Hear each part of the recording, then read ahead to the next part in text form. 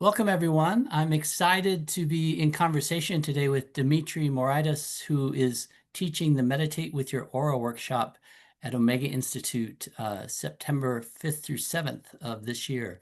And really excited to have you come to Omega, Dimitri. Do you want to just share a couple insights about the work in terms of what you're going to be offering over the weekend and also what people might gain from that experience?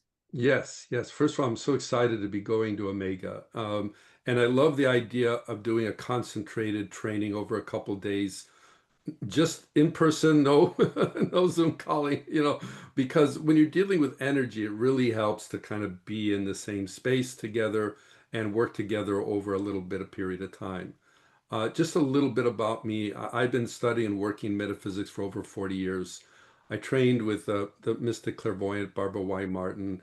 We started a nonprofit together. She was probably the most gifted mystic clairvoyant I've ever met in my life.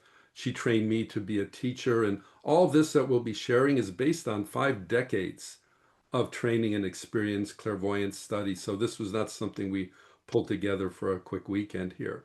So you're going to get a lot of information, a lot of knowledge packed into a short period of time. And one of the things, the foundation, of course, it is about the aura. The aura, a lot of people have misconceptions about the aura. They think, oh, I'm a green and you're a blue. They have a very simplistic picture, almost a cartoon picture of the aura. And the aura is as intricate as you are. It has multiple colors, it has a whole anatomy to it, right? And everything you're thinking, you're feeling, you're doing is radiant energy. And it's changing as your thoughts and feelings and actions are changing. Even your financial pictures in your aura, your career, of course, your spirituality, all of that is there. And what most people don't realize is that, of course, it can change for the better or for the worse. If we get angry and upset, it kind of goes in that direction too. Yeah. But there are ways, there are methodologies to try to more systematically improve the aura. And meditation with the spiritual energy is one of the foundational keys. So what I'll be teaching in that weekend is how to meditate with the aura, how to bring in the spiritual power rays to work in particular areas of your auric field to affect any kind of change you may want in your life. I heard you mention pictures, and I've done some work in terms of aura and energy. And I was wondering, are there specific techniques that you'll be sharing with people over the weekend that might help them to change some of those pictures or move certain pictures out or replace pictures? I'm just curious. Well, of course. So let's just give a quick Yeah. example, a very practical one. Let's Yeah. say you've been wanting a raise at your job, Hmm. and you've earned it. It's way past due, but every time you go in there, you don't quite have the guts to ask for it, Yeah. right? So in the aura, the energy of confidence and self-assurance and courage comes through in this beautiful golden light. Well, if I don't have a lot of that golden light, and especially if I'm worried, oh, what if I end up losing my job when I ask for the rate? I could have a worry energy, and worry in the auric field shows as this debilitating gray energy. Hmm. So yeah, if you get your gumption and you go in there and you ask for that raise, of course that power starts to infuse, but you can bring in the energy into your aura, let's say in this case, the golden light, and Hmm. that'll give you more confidence. So when you go into that office, regardless of the outcome, you're doing the thing that you know is the right thing to do.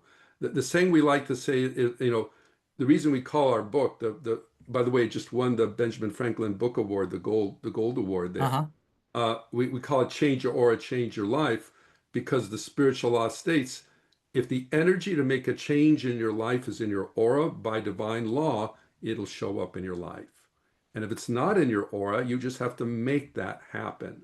Another quick example, we had a doctor in one of the classes, and he was very frank. He said, I don't have a lot of compassion for my patients. I see like 60 a day, and it's just in and out. And I used to joke sometimes doctors see people like petri dishes, but he knew he had to kind of Yeah. put more of himself in there. Well, in the aura, he was lacking the energy of compassion, the more of the rose pink light. So he worked with that for weeks. At the end of the session, he said, "I can't believe it. Not only are my patients loving it, my practice is even busier than ever because now they're saying things like, 'Oh, he's got good bedside manners. He Hmm. really talks to you. He doesn't just walk in and walk out.'" So you decide where you feel the need is in your life, Where is Mhm. the lack? Or the opposite. Like when I started with Barbara, I was actually in a more in the movie world, right? And it was Uh-huh. very creative. And I was absolutely fascinated that, there are energies of creativity, energies of inspiration, and you can call that, so you can take it, even a talent you already have, and you can amplify it by bringing in more. So it's not only correcting a weakness, it can be also amplifying a strength. Wow. And can you also use this to like manifest physical healing or, help? Oh gosh, yeah, we could do a whole Yeah. workshop just on that one. Yeah, absolutely, absolutely. Physical. So what we often don't understand, of course, there's medical healing, and that's valid in its own way. There's holistic healing, but many people don't realize the real value of spiritual healing because the what's holding even the atoms in place is spiritual energy. We can do without water for a little while, without food for a little while, even without breathing for a couple of minutes. But if the Mhm. spiritual energy that's holding the physical body together were withdrawn, the body would disintegrate in an instant. So Mhm. by focusing on spiritual energy in the body, in the consciousness of the body, that can affect tremendous healing. One time when I was first working with Barbara, a woman came in. Again, now I'm careful about some of these stories that it doesn't mean Sure. automatically it's going to happen for everybody. Yeah. But this was a fantastic story. She had a brain tumor deep inside her brain. It was inoperable, right? And she was very spiritual and she was a little clairvoyant herself. She could see the energies coming in, and she was so determined to do whatever she needed to do medically, but also spiritually work on this. And, Barbara worked with her. I worked with her for many months. She was very diligent in her own meditations. I said she could see the energies coming in. She went in for an MRI, and the doctor dropped his jaw. The tumor had dissolved. Mm. You know, now again, every case is different, but me coming also from a medical background, my father being a doctor and brother a doctor, um, it was another confirmation of the power of spiritual healing. We got to remember healing is first a consciousness. If you're thinking health, that's the first step in the journey to health, even when the body is in distress. Mhm. Wow. One thing that I'm excited about in terms of you coming to Omega is that I know you've got the book and you also have some online courses, but the energy at Omega is just so palpable because we've been doing such deep work for 48 seasons on the same 48, land, oh, the same buildings. congratulations. Yeah. And I'm sure, as someone who's very aware of energy, that you can probably sense that energy really it permeates many of the workshops at Omega. We've often had people who teach at other centers around the world say to us that when a workshop happens at Omega, that they notice their students go to a much deeper place. And so I'm just curious Right. from an energetic perspective. I know you're going to be teaching about the aura, but I'm sure the aura is also influenced by the energy of the Oh, land, the trees, the buildings, and we've been, radiating that absolutely.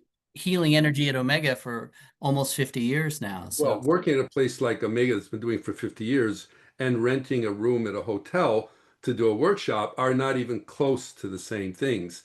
We do have to remember that, originally all these things were taught in ancient days in secluded mystery schools. mhm, You actually did go to a retreat, you actually lived there, and yeah. you were taught because exactly what you're saying, they were able to build the energy a certain way so that you were already kind of in the environment. You didn't have to kind of prepare. Even when we encourage people to do their meditations, pick a kind of a private spot that's your own in your home, not that favorite chair in the living room that everybody wants to sit in, and you build up the power through repeated activity, and that makes you better. So having a sacred space is extremely important with the right intentions and the right people there. And of course, nature, sometimes today we live a little divorced from nature. We're so into the Mhm, electronic and so into things that are not organic, let's put it that way. So being literally in nature, because nature is alive too, it's also mhm, better for those that kind of help from the other side. It's easier for them to come in and connect with you. So yeah, the setting is actually very important. So it's a remarkable achievement through all the dynamics of times the COVID and all that. You've been able to hold the light because as you say, just being in the right space already is kind of you're already taking several steps into it already without even doing anything. mhm.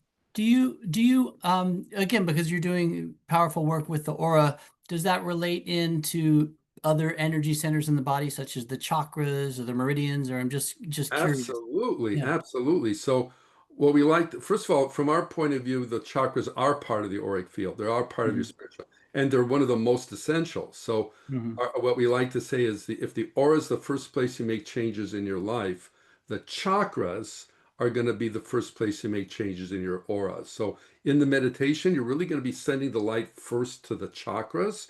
They're Hmm. these energy, we like to call them energy centers. So Hmm. they're nuclei of spiritual power and consciousness. And by directing the light there, then it will outrate it wherever it needs to go. But you've already sparked the fire, so to speak. You've got the energy moving the way that you want it. So the chakras, again, they used to be a very secret, now I know there's chakra cafes and chocolate, but it was a very sacred, secret teaching. Arthur Avalon, one of the first Westerners to bring the knowledge to the West. He spent Hmm. 50 years in India trying to find a guru that would even teach him about it in the 1800s. Wow. So we have to remember, even though it's now common knowledge or more common, this is still an incredibly sacred topic that you just brought up. Yeah. Yeah. I have another question too, because I've done some studies in similar fields with yours, not exactly, and haven't studied with you directly, though I'm hoping to at some point. I know sometimes the idea we hear again, we get back to pictures and the idea of pictures. Is it possible for other people's pictures to show up in your space? And if that's true, do you ever need to like push other people's energy out of your space? Or I'm just curious to hear Well, your thoughts well, about that. you hit on all these really deep topics. So, we live in a sea of energy, like Yeah. fish live in the ocean. Yeah. We live in a sea of energy. And just like the ocean, not all aspects of the water are clean and beautiful and healthy for you. So Hmm. just like you lock your house, before you leave it, you lock your car before you leave it. The aura has some natural protective energy around it, but you can add to that protective energy. And we must remember, we're meant to have I mean, you've got an aura, I've got an aura, everyone's got an aura. It's not like certain Yeah. people have it. So when we're interacting with each other, there are these auric exchanges that are going on, and that's healthy and normal and natural. We all know when we've been to a gathering, uplifting, and everybody's so excited, and it was just, oh, that was a great evening. Everybody was in a great mood, and we had a great time because the auric exchanges were on this high positive level. And if Hmm. it was an argument or it was a really nasty session, something happened and everybody felt drained, it's because the auric exchange was discordant. So Barbara used to say when she was a little kid and she could see the aura, it wasn't always a gift because Hmm. sometimes she'd see her parents arguing and she could see the discordant energy that was going on. They couldn't see it, but of Yeah. course you can feel it. So Yeah. you've got to be careful what you choose to let into your auric field. And sometimes people are pushy. They Yeah. want to provoke a reaction from you, and you have to be strong to say no. Even if you don't say it verbally, to say no. I refuse this energy. And yes, Hmm. we will go over some protective techniques at the workshop to help with Hmm. us because you want to be able to mix in life. You want to be able to do all the things you did, but not where you get home you feel so drained you don't want to do anything. Right. Yeah. Right. Yeah, yeah, I understand that. I wonder too, in terms of, sometimes I hear, and I don't know if this is something that you incorporate in your teachings, but I've often hear the term grounding cord. Is that anything that you work with in your teachings, or like the Not idea a of the ground? cord, but we do Yeah. talk about the importance of grounding. Okay. Yeah. So, okay, as we know, we're not the physical body, right? We're a Hmm. soul in a physical body. Hmm. And so there's a part of us that's non-material of the spiritual, but we are in the physical world. Hmm. And sometimes spiritual people, this is where we get a little bit of a bad rap. They say, oh, they're space cadets. They're way out there. They're in the twilight Yeah. zone, Yeah. twilight zone, you know. And that's because they're not grounded. Hmm. And so if ever this work should never make you feel out there. I Hmm. mean, before I even, had met Barbara, I had this, very profound spiritual awakening. I didn't even know what it was at first, but it didn't make me not feel grounded. It just made me feel like, wow, there's so much more going on. Hmm. So, Hmm. as a matter of fact, the last step in our meditation is grounding. because Hmm. when you are calling on the higher spiritual powers, that is a very exhilarating feeling, and it does kind of make you feel like, well, are my feet on the earth right now, kind of a thing. But when Hmm. you finish, you've got to ground because you've got to go out in life. I like to think of meditation sometimes as like the soldier preparing for battle, right? Getting the Hmm. ammunition, getting the protection. And then when you go out to the battlefield of life, just like the Bhagavad Gita, right? Hmm. Krishna's trying to teach Arjuna to go out and fight the battle of life, right? Yeah. You're ready Yeah. for it because you have all the ammo. So yes, grounding is important, and balance. You want to keep a balance in the auric field. The aura is moving. The aura has rhythms and flows, and we've all know when we've had a great day and something upset us, and then it's like things were just off for the rest of the day, right? So sometimes things do want to sort of tip our canoe a little bit. And one of the big jobs is just keep life steady. You may not have all the answers to everything, but just keep life steady and things will kind of fall into place in their divine time. Yeah. Yeah. In terms of your work, is there, and again, I'm just listening to my guidance here as I'm Yeah, sharing yeah, with you. absolutely. You're asking great Is there questions, but any obviously you're very skilled in all this. So is there any work that you do that involves either communicating or being aware of what many people refer to as like spirit guides or beings that kind of, oh, are wow. on the other plane that show up and might want to chat with you? Well, you're getting into a lot of it already. Okay, so again, well, we're not alone in this universe. Yeah. I know it's are we the only living things out there? The universe is alive, for God's sakes. Yeah. It's teeming with life, and not all life is happening on the physical plane. So Hmm. there are these non-physical dimensions, and there's a whole, it's termed the hierarchy. There's a spiritual hierarchy. And when we're calling on the light, for example, and we will touch on this at the workshop, how is that light getting to you? How's that spiritual energy getting to you? It's not osmosis. It's not floating around in the atmosphere. It has to be directed to you. So, Hmm. yes, there is a hierarchical power that is directing this. And our big job is to align with these higher. They're not lording over us. They're not commanding us, do this, do that. They're trying to help us tune in. Some like to call them the elder brothers and sisters of light because they've traveled down the path further than we are, and they're there to sort of help us. Hmm. And we can commune. And I'm going to go over a very special part of our spiritual anatomy that is the link to the hierarchy. Hmm. Now, the challenge with the hierarchy sometimes is, you know, they're not always there to tell us what we want to hear. They will always be there to tell us what we need. So if let's Hmm. say I'm really wanting this person in my life or wanting that job and I'm trying to get guidance how to have it, but maybe I'm not even meant to be at that job or even meant to have that person, right? Hmm. So if I don't leave that door open, it's very hard for the hire to come in and really inspire us. So we Hmm. have to check our ego at the door when we're working with the higher, and that's not always easy to do, especially when we want something very much. You know, the divine knows our needs, right? Hmm. That's not the question. The question is how are we aligning with the spiritual power so that we can fulfill our destiny? What we all came here with a purpose, we all came here with a plan, and our goal is to fulfill that. There's nothing more, you can take all the trips in the world you want. There's nothing more satisfying than finishing what you came to this earth to do. Hmm. Wow. Do you Yeah. have any preparatory advice for those who would want to take this workshop? Like, Yeah. Well, you know, I do, again, I don't want to, pitch certain things, but I do recommend the Change Your Aura, Change Your Life book because mhm. basically we're going to use that as a textbook. And Okay. as I mentioned, it's in its 25th anniversary edition. It is an international bestseller. And it's an encyclopedia now. We're not going to get to everything in the book, but Yeah. we're certainly going to get the core. And if you're already meditating, just give a little more time to get into your meditative space. Kind of like you're saying, just going to Omega is meditative by itself. But even before you prepare there, can you just get into that more receptive flow? Hopefully you're not too saddled with work and business and things you've got to do in your life so that you're even more open to all the things we're gonna cover together in 3 short days. It'll go by very fast. Yeah. Yeah. Yeah.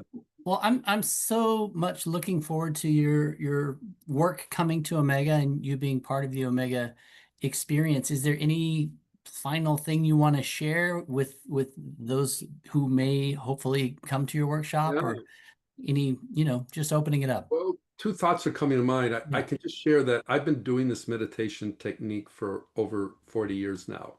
Mm, And it has been I mean, that's why I was going a whole different direction in my life. And I realized this is my purpose, this is what I'm meant to do. So you will just simply discover one of the best meditation techniques for working with spiritual energy and working with your auric field. And on a broader level, I would just say, as you probably know, this is a remarkable time on Earth right now. There are more spiritual opportunities than ever before. So you must have had your spiritual awakening to be considering this. Just in your life in general, just try to make your spiritual growth a higher priority because of mm, this magical time where you can grow faster than ever before spiritually, despite the challenges of life. wow. Well, I just want to remind everyone who's watching this that you will be at Omega the weekend of September 5th through 7th.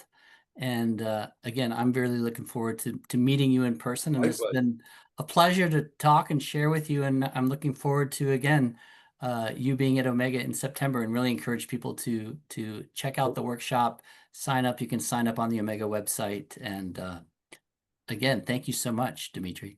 Great. Oh, thank you. It's a pleasure. Looking forward to meeting you too and everyone else. I hope to see you there.